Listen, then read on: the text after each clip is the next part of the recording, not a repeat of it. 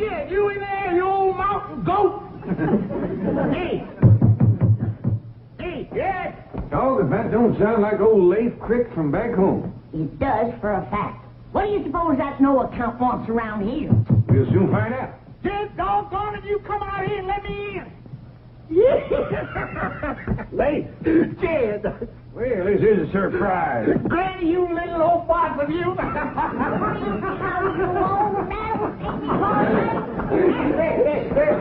He ain't changed a bit, has he, Jed, huh? No bigger in a minute and scrappy as a band end. Hey, look who's here. How's there, Mr. Crick? Sure is good to see you. Ellie Mae Clapp, you're as pretty as a fistful of pink hollyhocks. Yes, sir, Jed, everybody always did say we had the two prettiest girls in the hill. Hey, you That's down with you? You bet she is. Hey, where's Jethro? He ain't home from school yet. How about Marty? Bring her along? Oh, I had to leave my woman home to do the chores, Granny. Roof needed patching, well caved in, had to be dug out, mule needed fuel, lots of little things like that. You know, we just poor gully jumpers. We don't roost high on a hill like you folks. Aunt Belle ain't out in the corner, Mrs. Crick neither. I had to leave my woman to home, Ellie Mae. And Auntie Belle, she's over at the motel unpacking and purdying herself up. Motel? Why, Leif, we got plenty of room to take care of you and Essie Belle right here. Well, now, Jed, you know I ain't one to trade on a friendship. Of course, after Jethro and Essie Belle's proper hitch, then we're going to be wanting to live near our kinfolk. Hitched. Jethro and Essie Belle? You mean you don't know what that boy's been up to? No, I can't say as I do, Leif. And we's got some talking to do, man to man. Come on, Ellie, we'll make a pot of coffee. Yes, sir, you got a couple of fine women folks there. I reckon you're as proud of them as I am of mine. I reckon. I reckon you'd want to see right done by Ellie Mae just the same as I'd want to see right done by Essie Belle. I reckon. I reckon you wouldn't want no young man playing fast and loose with her feelings. I reckon. I reckon a man's daughter... All right, Leif, supposing you stop blowing on the fur and get to the hide, what are you trying to say? Don't come easy saying what I got to. Well, let's go in and sit down and give it a try.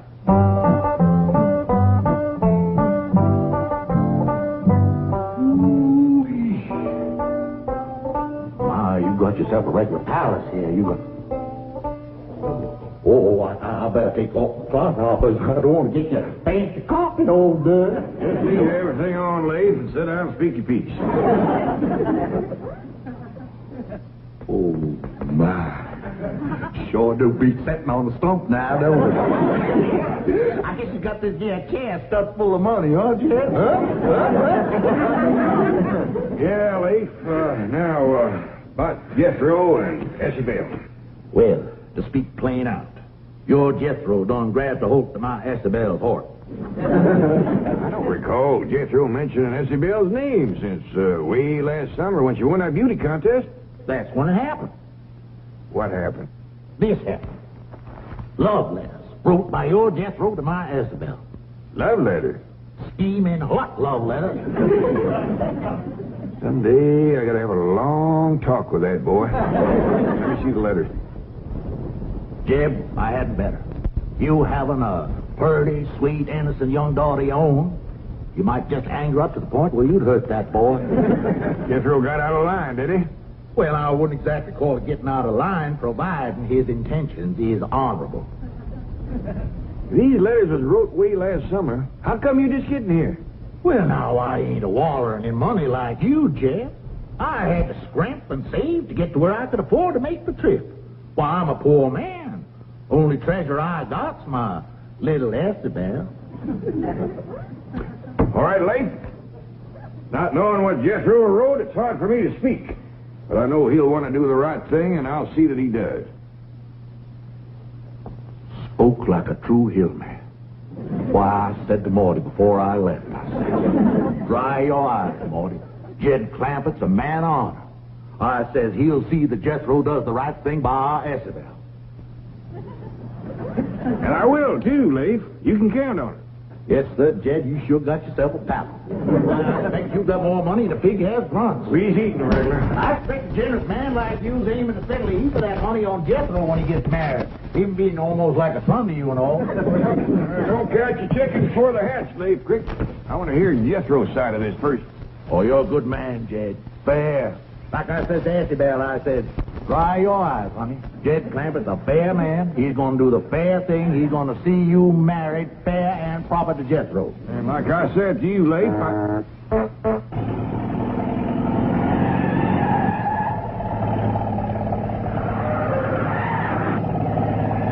Whoever's driving that truck's mighty shy on brains. that's Jethro. Fine boy.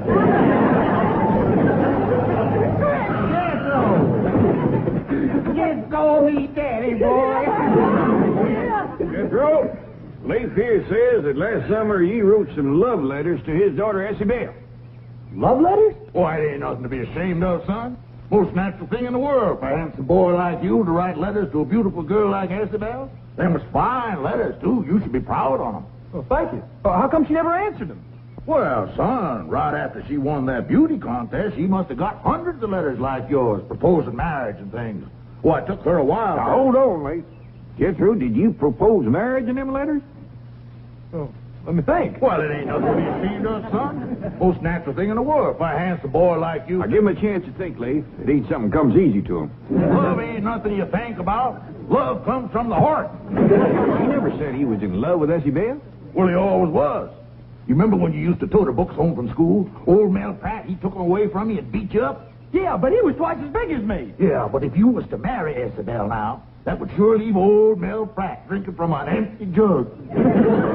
Yeah? It's something you have to decide about right now. Well, of course you don't. You just think on it for a while. Think about how Isabel's the prettiest girl in the hills. Yeah? Best dancer, too. Yeah? How much you'd like to marry her. Yeah! Take on the Now, son. wait a minute, Jethro. Think what you're doing. You sure you're ready to support a wife? Could be you'd have to quit school. Well, hot diggity dog, then I'm ready. I'll bring Isabel over for supper. But first you go down to one of them fancy Beverly Hills jewelry stores and you pick out a great big diamond ring. All right, and while I'm there, I'll get something for Essie Bell, too. I'll see you later, son. Bye-bye, Mr. Bye-bye, Daddy Crick. I'm going to get married. Someday I should have had a long talk with that boy.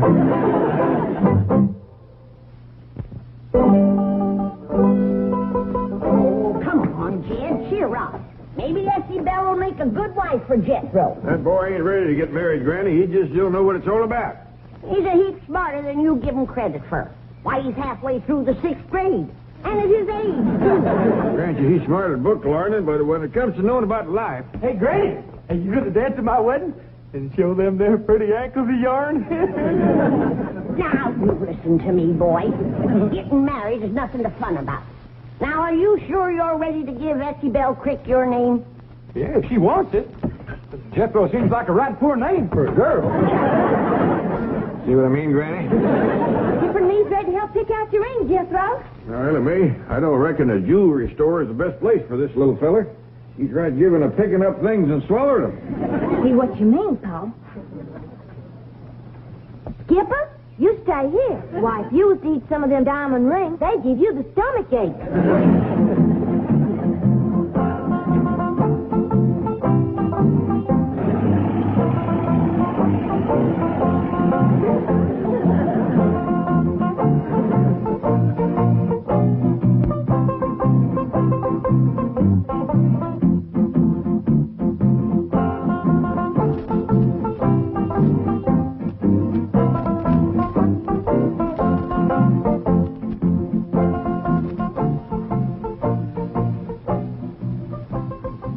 Just a moment, please. I'm sure you must be in the wrong place. Is this a jewelry store? Well, yes, but we sell only the very finest and most expensive pieces. I suggest you try a notion store. Jethro done got the notion what he needs now is a ring. Hey, look here. There's some rings over here. But please, now, I'm sure you... Them red diamonds is pretty. Those are rubies. Well, ask her if she wants to sell one. The ruby I'm referring to is not a lady. How she got them rings is her own business. Just ask her if she wants to sell one. You will understand how out of place you are when I tell you that no ring in this case sells for less than $10,000. Now, wouldn't you like to look elsewhere? Yeah, show us where you keep the good stuff. Security guard, please. That's right, Paul. Mr. Drysdale said we should always ask for the best. Did I hear you mention the name Drysdale? Yes, sir? Milburn Drysdale? Yes, sir? He's our next door neighbor. He keeps Jed's $35 million in his bank. Granny, I ain't sure it's $35 million no more. Might be close to 40 by now. You got the phone in your hand. Call up Mr. Drysdale and see who's closer, Jed or me. Stand by till I make one call. Things have been a little slow since Christmas. Why, they playing, huh, Isabel? I'll say. Gee, Paul, this is just about the biggest place I ever did see. Yes, sir, Isabel. You did a mighty wise thing when you decided to marry up with Jethro. I didn't decide, Paul, you did. I didn't even answer his letters. Well, it was a good thing I did discover those letters. You'd have been married to that no-account Mel Pratt. Mel Pratt ain't a no account. He's a good, strong, hard-working boy. You gotta learn to keep your mouth shut, girl. You gotta learn to keep your mouth shut, especially when there's any food around.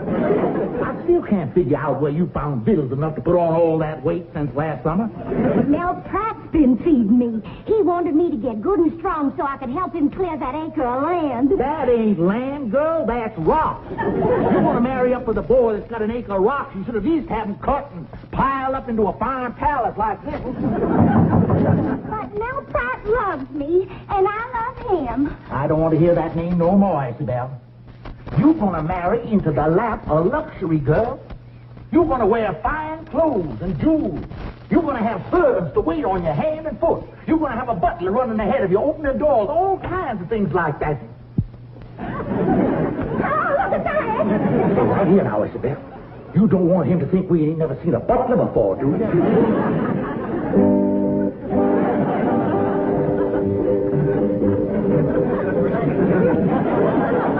I do hope you'll tell Mr. Drysdale how well we have treated you here. Oh, here we are. Now, this is the engagement ring. Thank you. You might, in a subtle way, of course, let the bride know that she is getting 10 perfect carats. Well, that's mighty nice of you. Nice, my foot. After the money you spent, he could at least send her a smoked ham. And here are Madame's lovely necklace and earrings. How many carrots did I hit? About 50. But of course, they're not perfect. Well, in that case, I'll take turnips.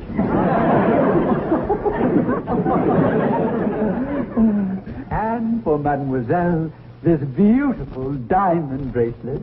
Do I get some carrots, too? Oh, yes, indeed. About 30. You sure are generous with your vegetables. So are you, sir. You're going to be sending me a lot of cabbage. Sam? Yes. Cabbage is money. Well, your store, but I'll be dogged if I see how you stay in business.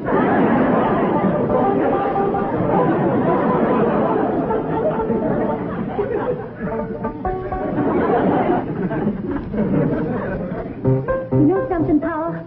I think that there butler's nothing but a monkey. You ever see a monkey playing a piano? No, sir. Now, you just hush up, girl, and let me do the talking. Mr. Butler, that's mighty fine music.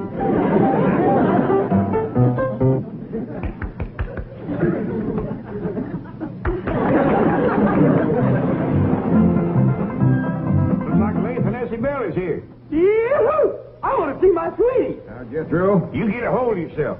I don't want you running in there and picking up that little girl and scaring her half to death. Yes, sir. You put the truck away. I'll wait for you here. We'll all go in together like a proper family order at a time like this. Yes, sir, Uncle Jed.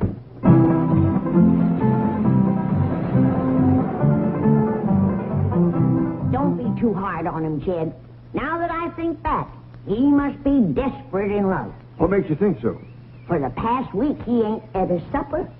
For Jethro, that's desperate. That boy will eat anything that don't bite him first. Who's got a coming, Paul? Looks like that Beverly caterers. Yeah, the young widow that cooks for folks.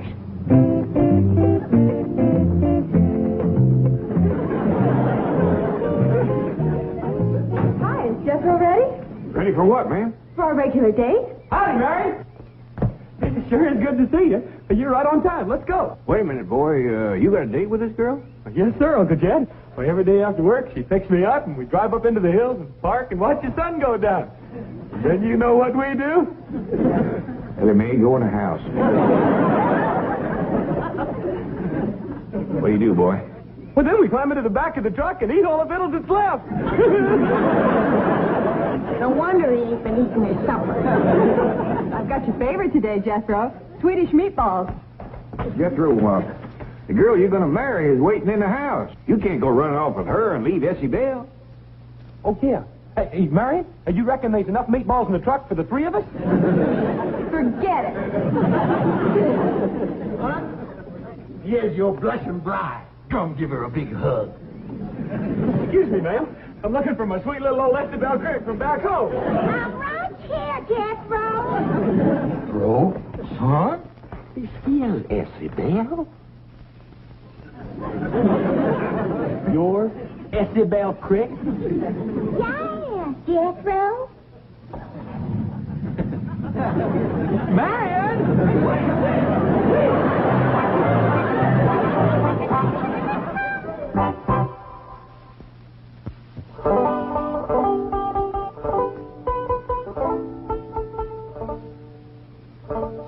Essie Bell, I hope you ain't taking this too hard.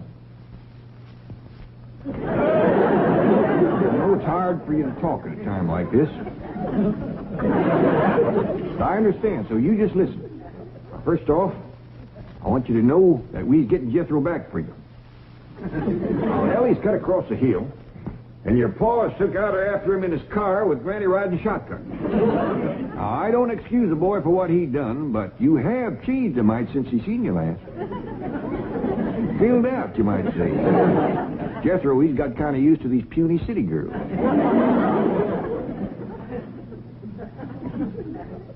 Isabel, I just can't stand to watch you suffer. Ain't there anything I can do? Yeah. Would you get me another pie out of the icebox?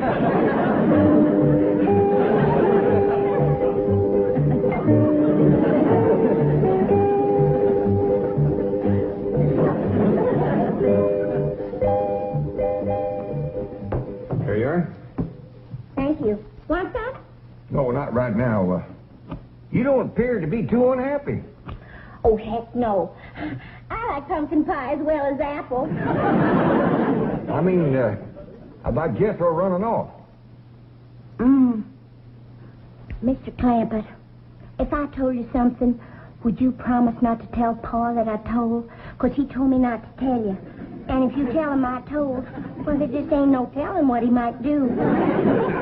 Near as I can sort out the tails and the toes, I think I can promise. It ain't Jethro I'm in love with. It's big old Mel Pratt back home. Well, now, tell me more of what your pa told you not to tell.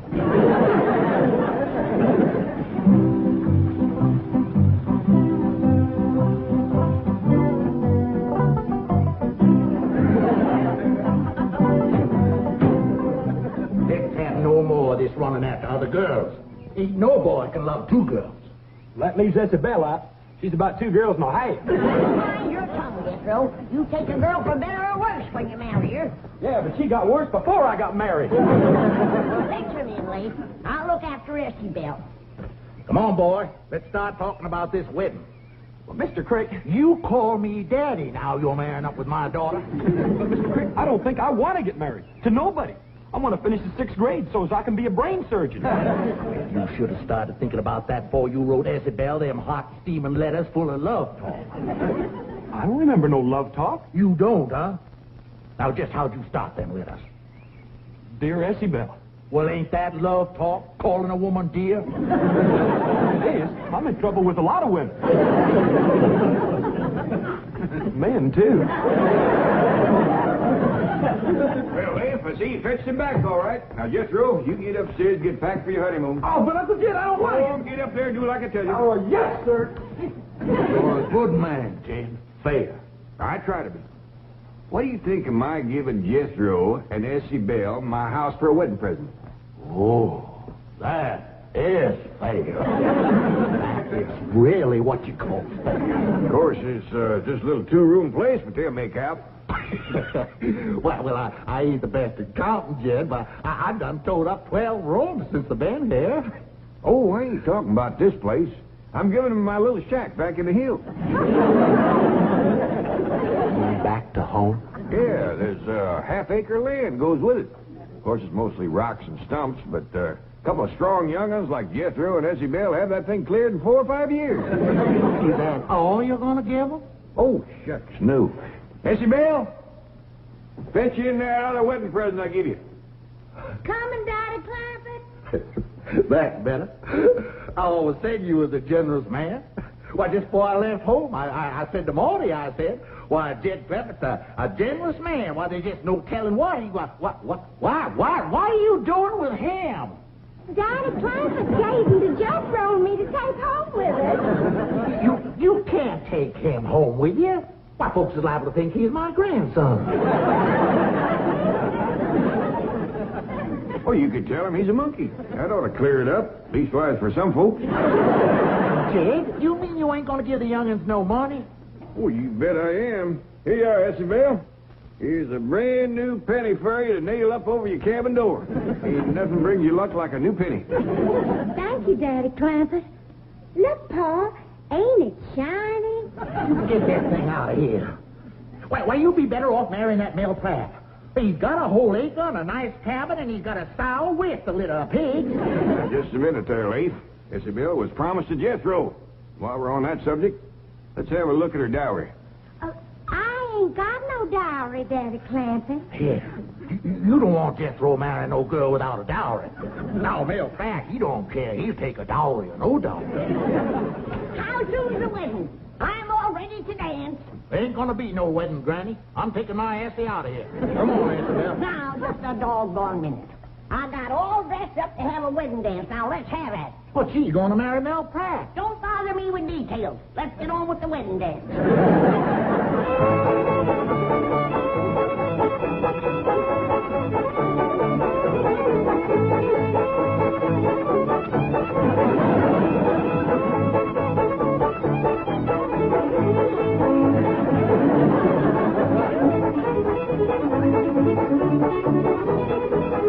I sure do love my wedding presents from the Clampett's, Pa, don't you? For a fact, I do, daughter. Always said you was a generous man, Jed. Forget it, Leif. All it's going to cost me is some cabbage.